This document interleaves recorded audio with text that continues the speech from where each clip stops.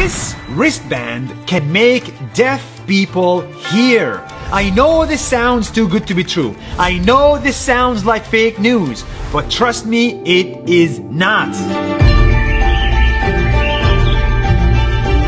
Let me introduce you to the person behind it. In California, I introduce you to David. Hi Nas Daily, I'm David, and I created a wristband to create new senses for humans. David is a neuroscientist at Stanford University, one of the best universities in the world. He is also an engineer who grew up around deaf people. And that is where he learned that deaf people cannot hear sound, so they rely more on their eyes. When you lose one of your senses, the other senses tend to take over. And that's why blind people can be better at hearing things, or deaf people can be better at seeing details. But of course, an eye cannot fully replace an ear. So David wondered, what if he could build a machine or a device that would help deaf people hear using another of their senses, like touch? Your inner ear is just capturing sound from the world, and it breaks that into frequencies and ships that off to the brain. We can do the same thing by capturing that information on the skin and pushing that into the brain via an unusual channel. And that's how David created this little piece of technology. It can capture all the sounds around you, even language, and translate it into vibrations. This way, sound becomes touch, and the deaf can sense the world around them. It's crazy.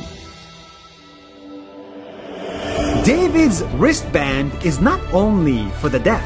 To him, it's like an iPhone with its own app store. For example, if you're blind, they are developing apps that helps you see using sound. For people who are blind, we can use echolocation so that a little device sends a ping, and then the wristband feels what returns so that you know when you're getting closer to an object or farther away from it. For autistic children, they are developing apps that translate people's emotions into vibrations, and it helps them communicate with the world.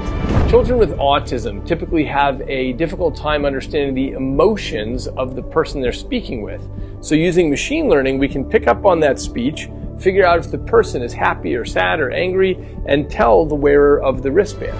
But that is just the first step, because deep down, David hopes that one day, even people without any disabilities can use his technology to become superhuman. Beyond dealing with senses that are impaired, we can actually create new senses, expanding what it means to be human.